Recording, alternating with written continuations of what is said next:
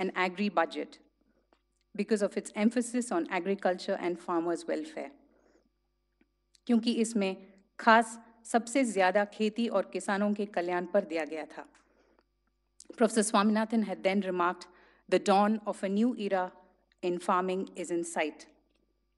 कृषि के क्षेत्र में एक नए युग की शुरुआत दिख रही है. This was even then quoted by the Honorable Prime Minister in a speech. The focus on agriculture by the government is evident through various new schemes for farming and the time and importance provided to this subject, such as through this program now. We thank the Honorable Prime Minister for enabling and facilitating this occasion and for opening up his doors with the lovely gesture of having the function here. Thank you very much, sir. We are very grateful to you and to your super efficient team that has been in touch with us regarding this program. देश की आधी आबादी की कल्याण माननीय कृषि मंत्री के कंधों पर होता है. It's a very interesting and very difficult department since the minister has to actively juggle various unpredictable situations to manage emerging and new and unpredictable scenarios. We extend a very cordial welcome to the minister for being a part of this moment. Our welcome is also due to the Deputy Speaker of the Lok Sabha, Shri M. Tambidurai, and Union Minister Srimati Harsimrat Kaur Badal for their spontaneous and immediate response and participation within and outside of this program on this subject. We also welcome the Norwegian ambassador as well as various dignitaries. In fact, the backbone of agriculture research perhaps is in this room, as several reputed researchers from and DGs from ICAR, IARI, ICMR, and various other institutions are here today. We thank all the secretaries and others for joining us here and being a part of this moment. We are greatly humbled at your presence and your support. We welcome also representatives from Scientific Publishing who have put in much effort to bring this book series together. On behalf of the trustees, staff and scholars of MS Swaminathan Research Foundation, I once again welcome the Honorable Prime Minister and one and all gathered here for this function. I now request Dr. Manju Sharma, Trustee MSSRF, to introduce the books.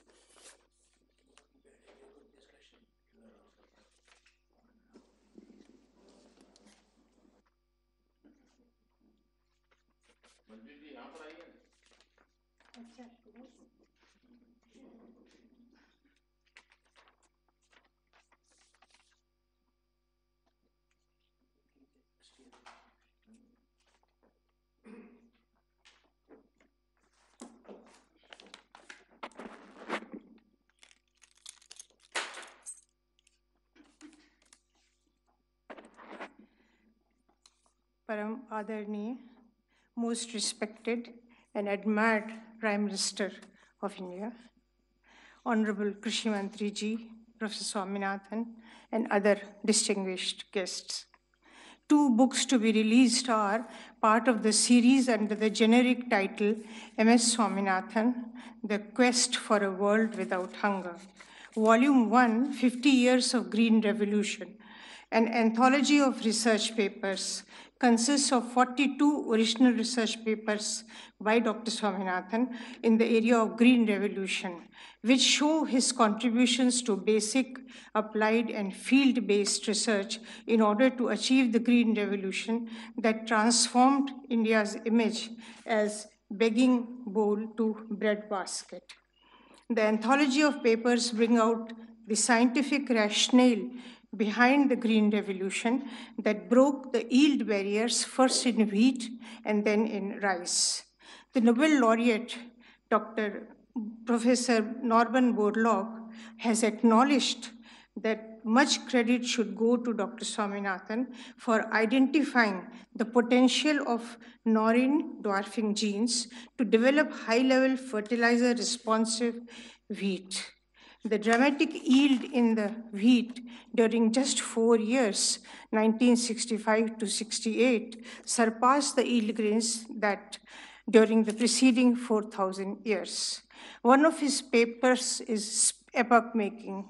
Even before the wheat revolution, a stamp was released He cautioned that chemically intensified agriculture involving just a few high-yielding varieties is exploitative with nature and therefore not sustainable and would result in irreparable loss of agrobiodiversity. A very, very important point. He also noted that the Green Revolution that established the national food security largely failed to ensure the food security at the individual household level of millions of poor people, mainly in rural areas, due to the lack of access, that is the purchasing power. His concerns came true, and one magazine aptly described the scenario with the paradox: mountains of grains on one hand and millions of hungry on the other.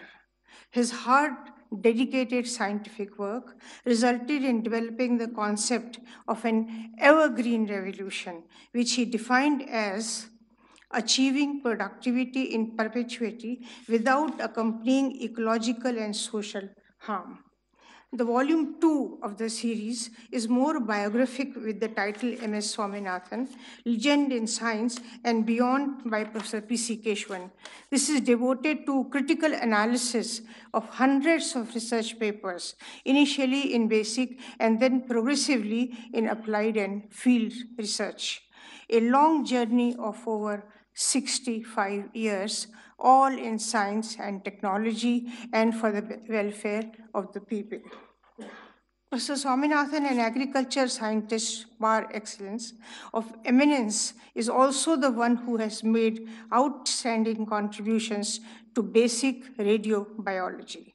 With a strong sense of social commitment to science, he has significantly moved into food and nutrition security. He had developed a bio-village paradigm and modern ICT-based village knowledge centers, VKC, to impart skill and knowledge empowerment, respectively, of the resource-poor, marginal, and small farming, fishing, and landless families.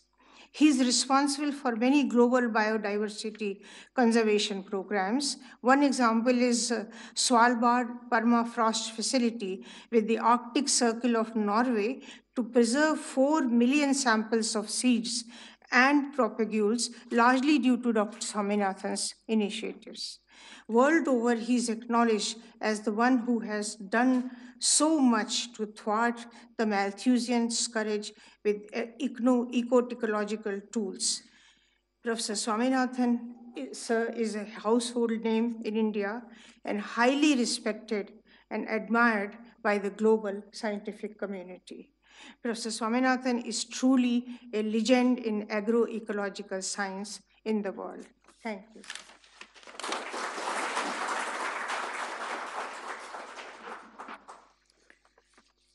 Now we have the formal book release. अब हम माननीय प्रधानमंत्री को आमंत्रित करते हैं कि वो 2 पुस्तकों का विमोचन करें और उपस्थित लोगों को संबोधित करें.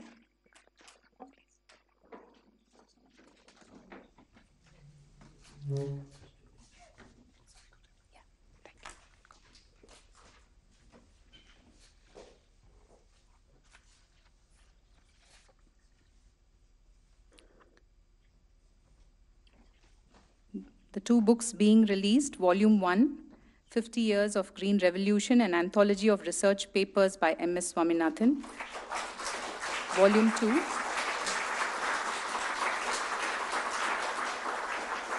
M.S. Swaminathan, Legend in Science and Beyond by Professor P.C. Keshwan.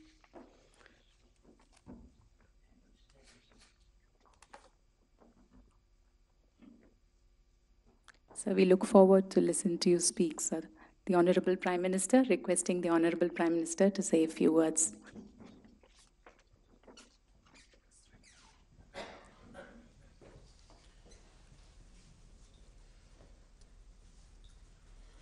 आदरणीय श्री डॉक्टर M.S. स्वामीनाथन जी,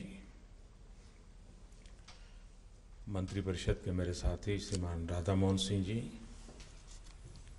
और उपस्थित सभी महानुभाव,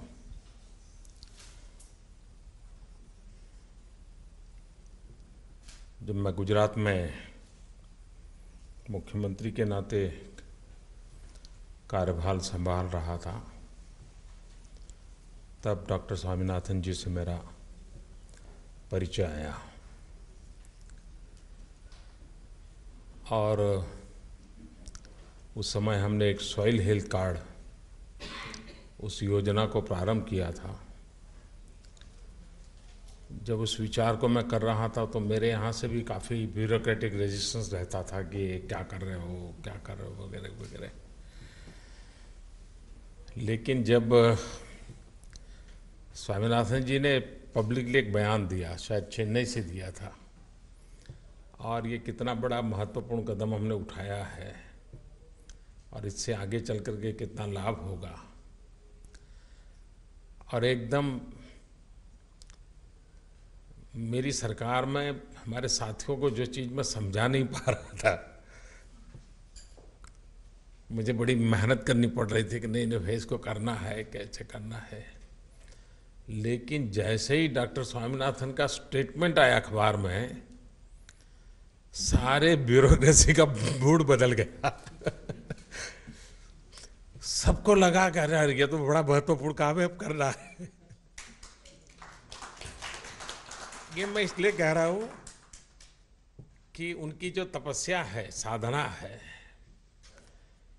इसका कितना मूल्य है वो वहाँ मैंने खुद ने अनुभव किया। अब तो वो योजना पूरे देश में लागू करने का हमारा प्रयास है, और अब वैसे वो कहे जाते हैं कृषि वैज्ञानिक, लेकिन कभी कभी मुझे लगता है वो किसान वैज्ञानिक है। उनके भीतर एक किसान जिंदा है। सिर्फ लेबोरेटरी वाला कृषि, प्रोडक्शन, क्वालिटी, इससे ज़्यादा उनके जो पेपर्स वगैरह देखें तो भारतीय संदर्भ में है, भारत की कृषि के संदर्भ में है, भारत के किसान केंद्रीय है।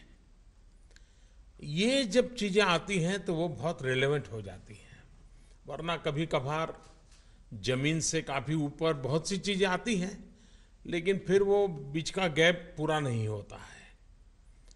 डॉक्टर स्वामीनाथन जी की एक विशेषता रही है कि उन्होंने जो चीज़ें जब भी प्रस्तुत की वो जमीन से जुड़ी हुई थी, और उसका परिणाम ये हुआ कि वो बहुत ही रिलेवेंट लगी और ज़्यादातर उसका उपयोग भी हुआ। आज के युवा को डॉक्टर स्वामीनाथन कैसे प्रेरणा दे सकते हैं? हमारे देश का एक प्रॉब्लम है कि राजनेताओं को सब जानते हैं, वैज्ञानिक को बहुत कम लोग जानते हैं। हर गली मोहल्ले में राजनेताओं के नाम जाने जाते हैं, लेकिन इतना बड़ा कंट्रीब्यूशन करने वाले लोगों की पहचान हमारे यहाँ होती नहीं है। शायद व्यवस्था का दोष होगा या स्वभाव का दोष होगा, जो भी होगा, लेकिन लंबे अरसे से कमी महसूस हो रही है।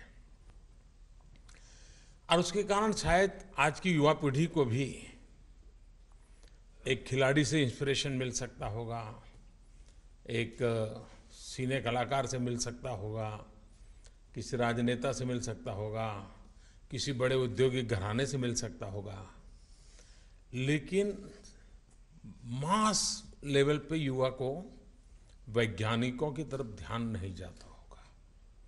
आप कल्पना कीजिए कि एक वैज्ञानिक अपनी युवा अवस्था में दुनिया की ये कल्पना कि भारत तो भूखा मरेगा, भारत तो खत्म होगा,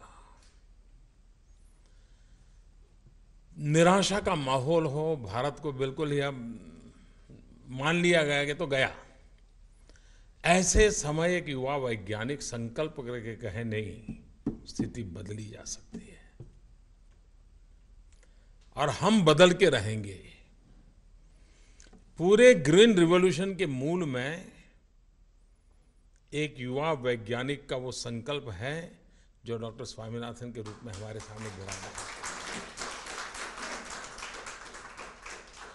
ये चीजें आज की युवा पीढ़ी को पता नहीं है।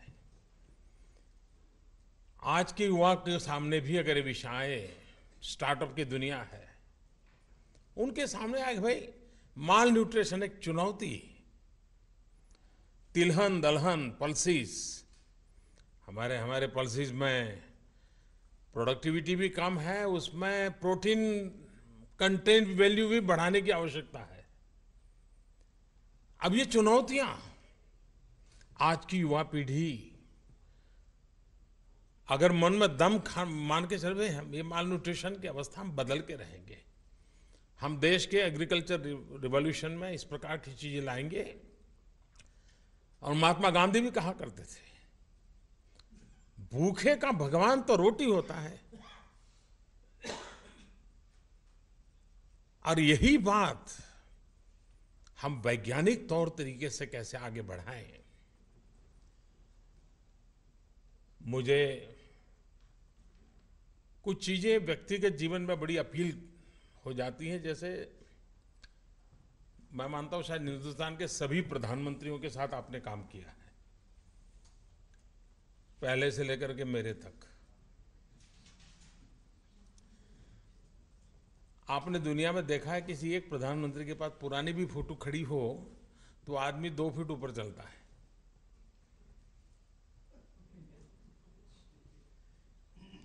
ये इतनी सादगी, इतनी सरलता, कभी ये चीजें स्वामीनाथन जी में रिफ्लेक्ट नहीं देखी मैंने। और ये चीजें मैं किताब के आधार पर नहीं कह रहा हूं, अपने अनुभव से कह रहा हूं। मैं गुजरात था तो ऐसे ही सिंपल वे में आते थे, मिलते थे, और जब मिलते थे तो पता भी नहीं चलता था कि ये इतने बड़े आदमी हैं, पता ही नहीं चलता था जी। ये अपने आप में सार्वजनिक रूप में सफलता को पचाना कैसे, ये बहुत सीखने जैसी चीज है। एक व्यक्ति के रूप में चेहरे पर प्रसन्नता, शायद ही किसी ने उनको चेहरे पर अप्रसन्न देखा हो, वरना ज्यादातर वैज्ञानिक, मुझे माफ करना यहां बैठे होते, वो 21वीं सदी में भी ऐसे जीते हैं जैसे 18वीं शताब्दी में हो। सारी दुनिया का बोझ उनके ऊपर होता है, खोए से रहते हैं, परिवार के लोग भी परेशान रहते हैं कि बोलते क्यों नहीं है। इनके जीवन में बड़ा उल्टा है। सदा प्रसन्न चित्त, ये अपने आप में बड़ी, और ये तब होता है कि जब जीवन की कुछ चीजों को इंटरनलाइज किया हो। दिमागी ज्ञान से संभव नहीं है, रगों में वो बातें जब दौड़ती हैं तब ये संभव होता है। और मैं मानता हूं कोई न कोई ईश्वरीय कृपा रही होगी, कोई न कोई उनकी माता पिता के संस्कारों के कारण रहा हो, ये उन्होंने अपने जीवन में पचाया है। हमारे देश में कृषि क्षेत्र को लेकर के आज भी चुनौतियां वैसी की वैसी हैं।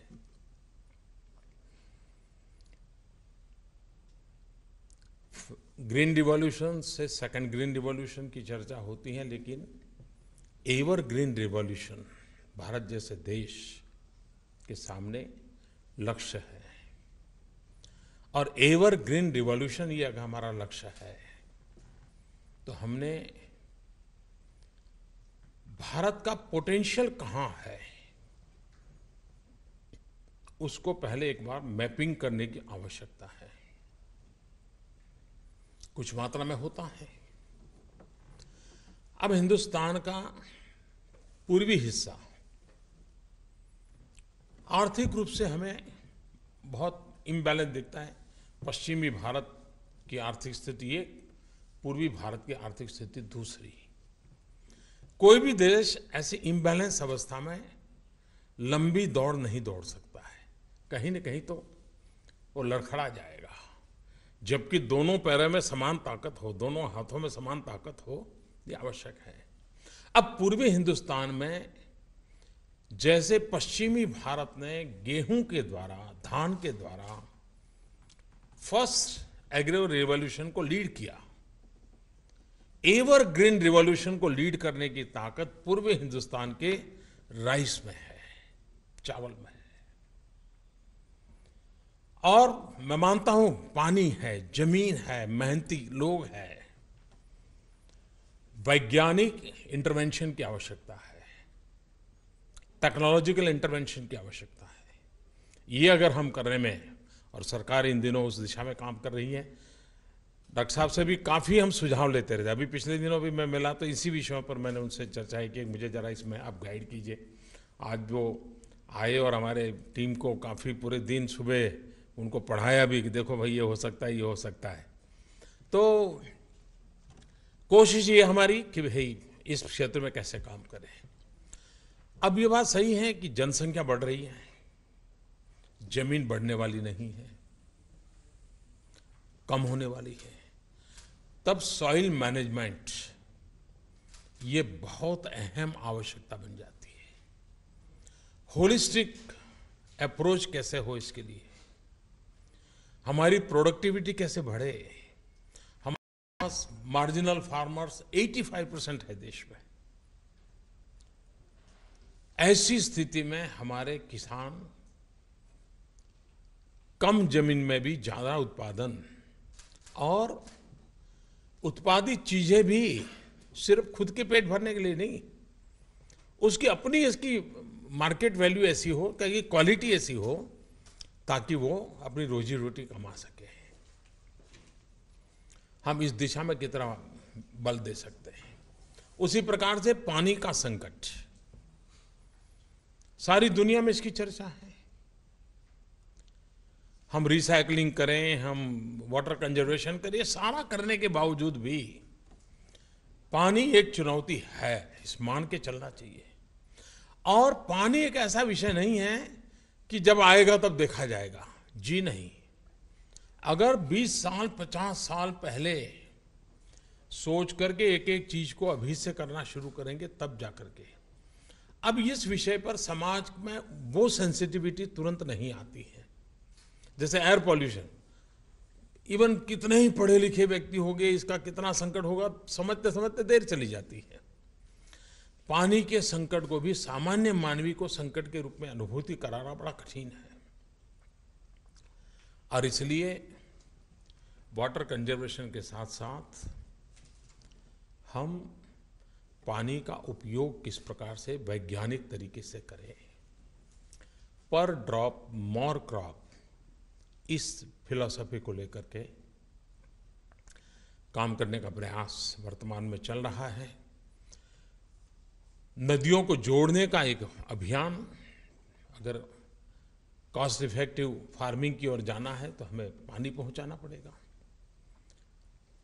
उसी प्रकार से सॉइल मैनेजमेंट का ही मैं एक हिस्सा मानता हूं कि हम अनाप शनाप जो केमिकल का उपयोग कर रहे हैं, फर्टिलाइजर का उपयोग कर रहे हैं, जो हमारी जमीन को तबाह कर रहे हैं। नदी तट पर जो खेत हैं, वहां पर लोगों को लगता है कि पॉल्यूशन इंडस्ट्री से होता है। कभी कभी चिंता का विषय है कि उसके 2-4 किलोमीटर के रेंज में जो खेत है जहां केमिकल उपयोग होता है, और वो पानी बारिश के बाद जब जमीन को धोकर के नदी में जाता है तो कैसे भयंकर केमिकल लेके जाता है।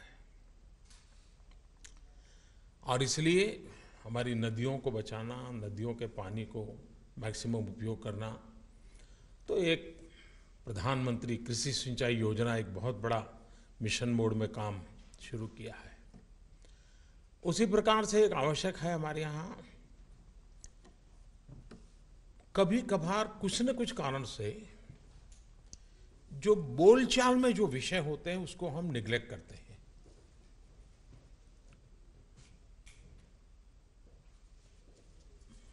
ये बहुत आवश्यक है कि समाज जीवन में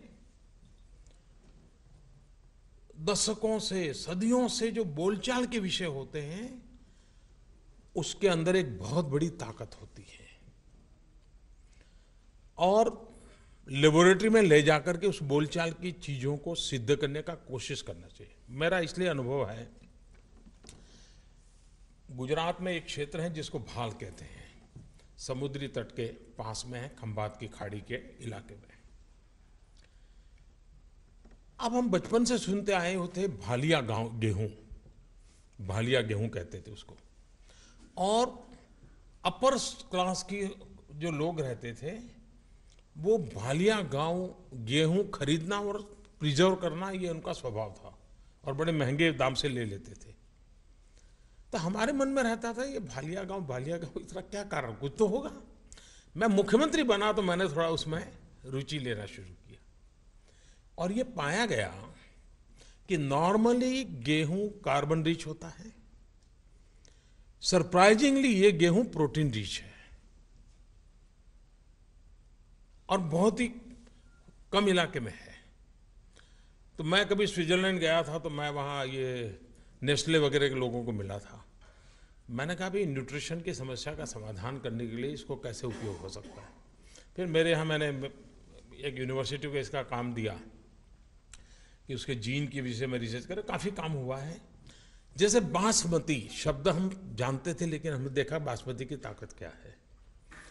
मुझे याद है अमरेली डिस्ट्रिक्ट गुजरात में एक इलाका ऐसा है, समुद्र तट से है, हर कोई अमीर व्यक्ति अगर बाजरा चाहेगा तो वहीं से खरीदना चाहता है। तो मैंने पूछा भाई, और मुझे भी जब मैं मुख्यमंत्री बना तो वहाँ के जो एमएलए थे वो मेरे लिए बाजरा एक थैली में भर के गिफ्ट के रूप में लाए थे। तब तक मुझे भी मालूम नहीं था कि उस इलाके के बाजरे की ताकत है।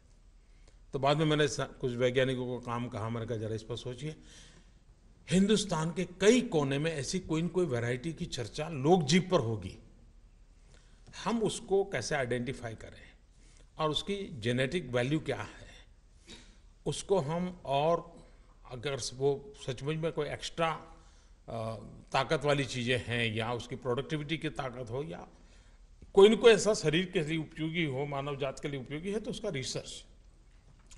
ये परंपरागत चीज़ें और विज्ञान दोनों को मेल हम जितना जल्दी करेंगे, और इसलिए मैंने अभी हमारे विभाग के लोगों से एक बार कहा था, मैंने कहा भाई हर जिले की अपनी एक कृषि लगती पहचान क्यों ना हो।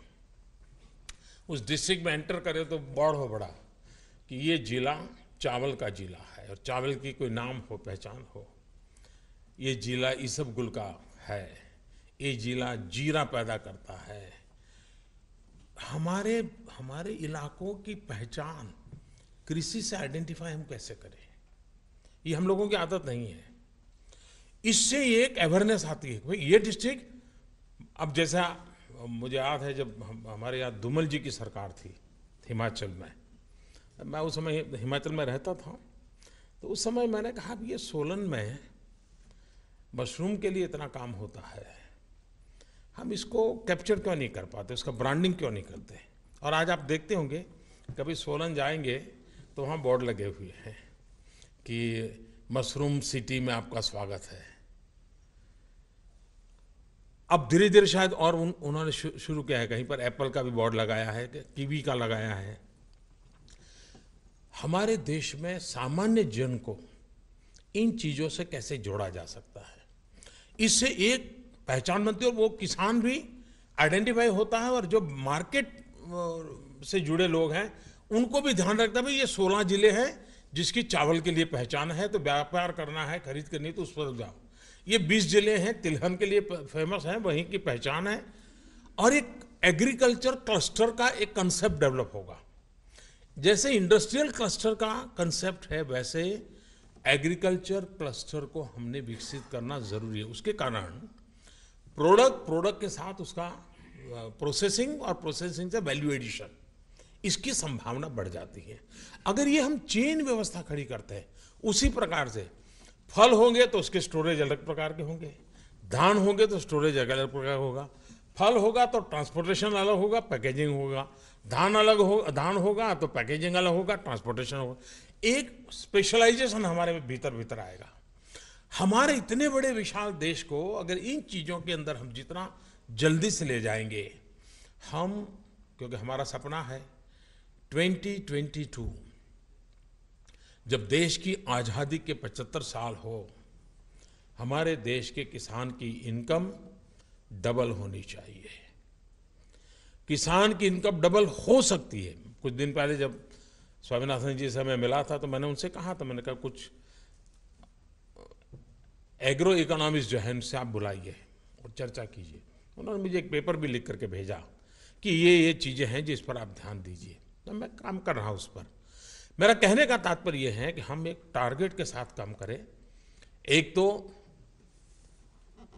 कॉस्ट कैसे कम हो, उत्पादन कैसे बढ़े और उत्पादन का वैल्यू एडिशन कैसे हो, इन तीन चीजों की ओर। अब जैसे नीम कोटिंग यूरिया, अब कोई आसमान से टपका हुआ कोई विज्ञान नहीं था, लेकिन हम इन चीजों को लागू करना महत्व नहीं देते थे। आज नीम कोटिंग यूरिया का परिणाम ये आया है कि यूरिया की चोरी तो खत्म हुई, बेईमानी तो खत्म हुई, लेकिन साथ साथ यूरिया की खपत भी कम हो रही है। और तुरंत नजर में आया है गेहूं और चावल के उत्पादन बढ़ा है। कम यूरिया का उपयोग करते हुए भी उत्पादन बढ़ा है। तो ये अपने आप में ऐसी चीजें हम जितनी सरलता से प्रचारित करेंगे उतना उसका लाभ होगा। भारत सरकार का इस दिशा में प्रयास है।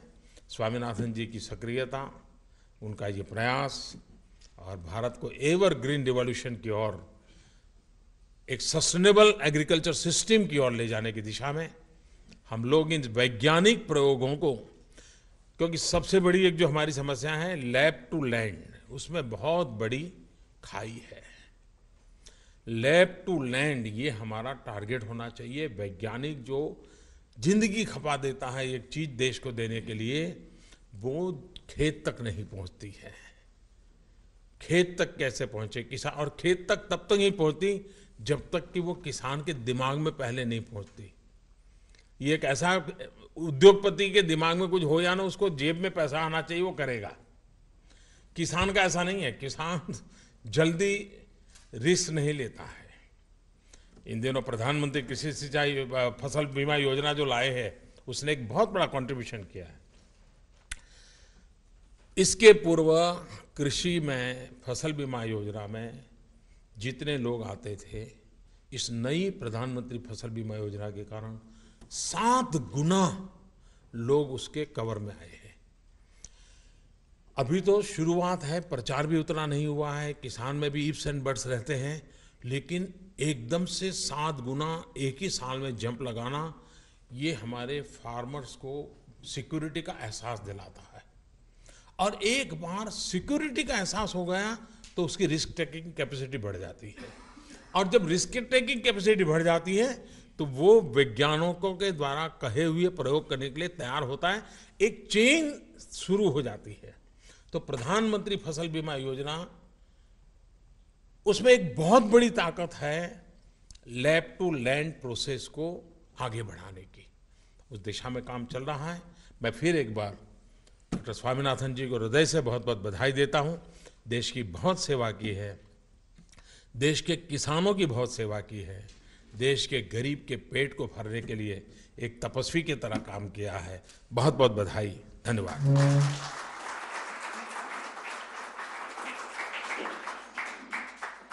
प्रधानमंत्री जी का बहुत बहुत धन्यवाद। आपने इतनी जो बातें की है और महत्व दी है वैज्ञानिकों को और कृषि को, और आपने जो परंपरा और विज्ञान का मेल के बारे में जो बात की, और नीम कोटेड यूरिया और लैब टू लैंड पर जो फोकस होनी चाहिए, इतनी सारी बातें चंद मिनटों में जो आपने की, और सारी बातें आपने जो दिल से की, वो सब हम पर काफ़ी प्रभाव पड़ा है। हम इसको ज़रूर याद रखेंगे। अभी बात करने के लिए I would like to request professor M.S. Swaminathan to propose a vote of thanks on this occasion.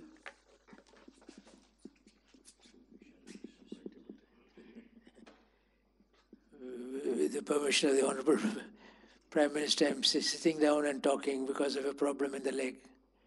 Sir, I do not know how to thank you. Your very presence of encouragement here, and also very kind words you spoke, and the tribute you paid, well-deserved tribute to the farmers of India. that the word green revolution means many things to many people. But many of you know that the wheat cultivation in India started in the Mohenjo-daro time. That's the earliest record, the Mohenjo-daro excavations. 4,000 years, when we became independent, the production of wheat was 6 million tons. Between 1964 to 68, it became 17 million tons. In other words, in 4 years, our farmers, particularly, I'm happy to see the Minister for Food Processing, farmers of Punjab, Haryana, many others, our farmers produced more wheat than the previous 4,000 years. That is why it's called a revolution. Otherwise, it's an evolutionary change, but it's a revolution. I'm so happy to see the Minister for Agriculture and Farmers' Welfare. I think the farmers' welfare is very important. And I'm sure the achievement of what I said from the days of Mohenjo-daro to the days of 1947, the achievement of the farmers was enormous. There was not very much of a scientific support at that time. It was their own discovery of varieties, choice of varieties, choice of technology, and so on. I am extremely happy to see the Deputy Speaker of the Parliament, Mr. Tambidurai, has been a great educationist, and many ambassadors and the Minister for Railways, all of them are here. So I only want to say that the days of those covered in this book, 50 years of Green Revolution. I can't think in those days what was happening.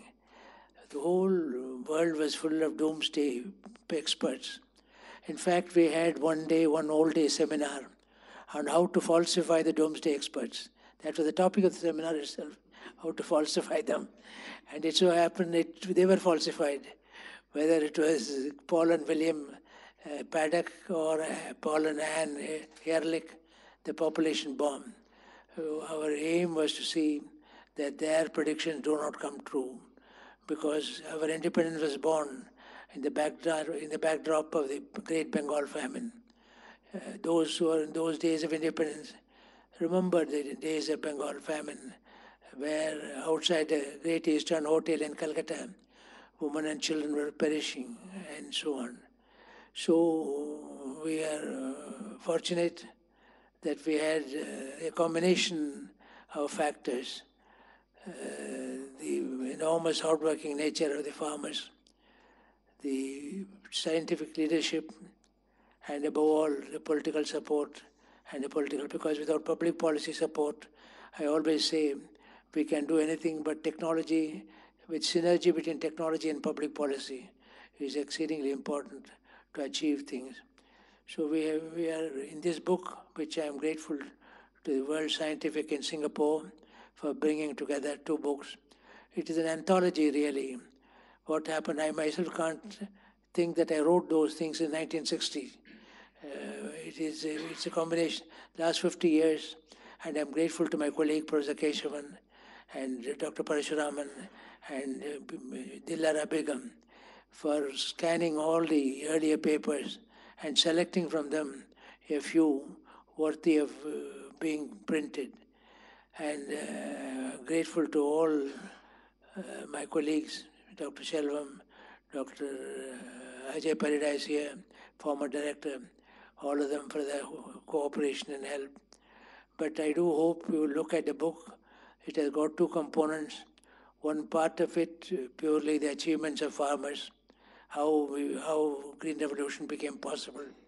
The other part of it is the scientific underpinning, because science is basic. I mean, it just doesn't fall down from somewhere. The scientific underpinning of what is called the Green Revolution. That is not talked about very much, but it's very important to learn. I am grateful to Dr. Manju Sharma for summarizing. She's trustee of our foundation and summarizing some of the important. And also Niti Aayog has been extremely helpful. And but sir, again, let me conclude by saying, when you look upon the history of Indian agriculture, we say 10,000 years ago, women started. There's a portrait at Along in Arunachal Pradesh of the woman who domesticated rice.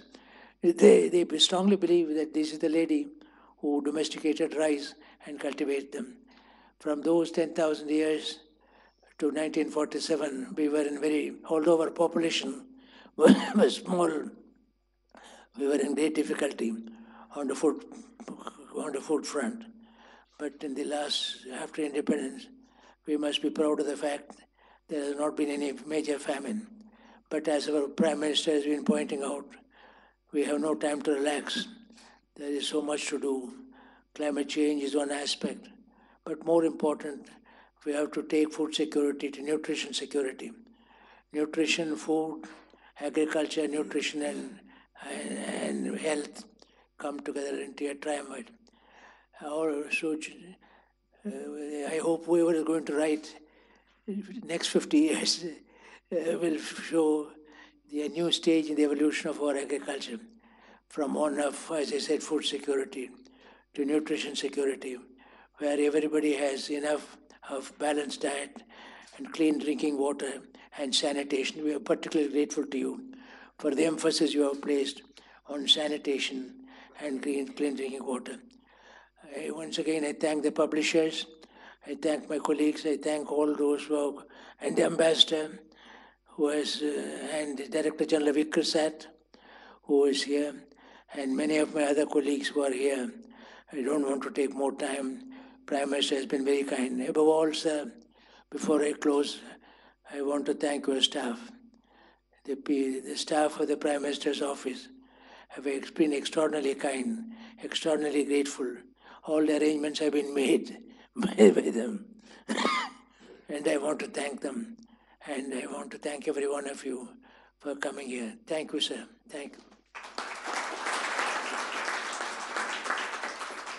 Thank you sir. एक स्वच्छ, स्वास्थ्य और कुपोषण मुक्त भारत के लिए एक बार फिर प्रधानमंत्री जी बहुत बहुत धन्यवाद आपका।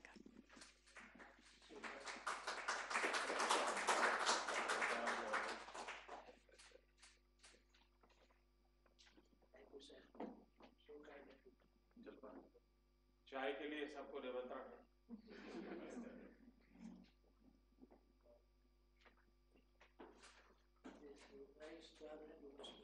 हाँ, मैं रखूँ।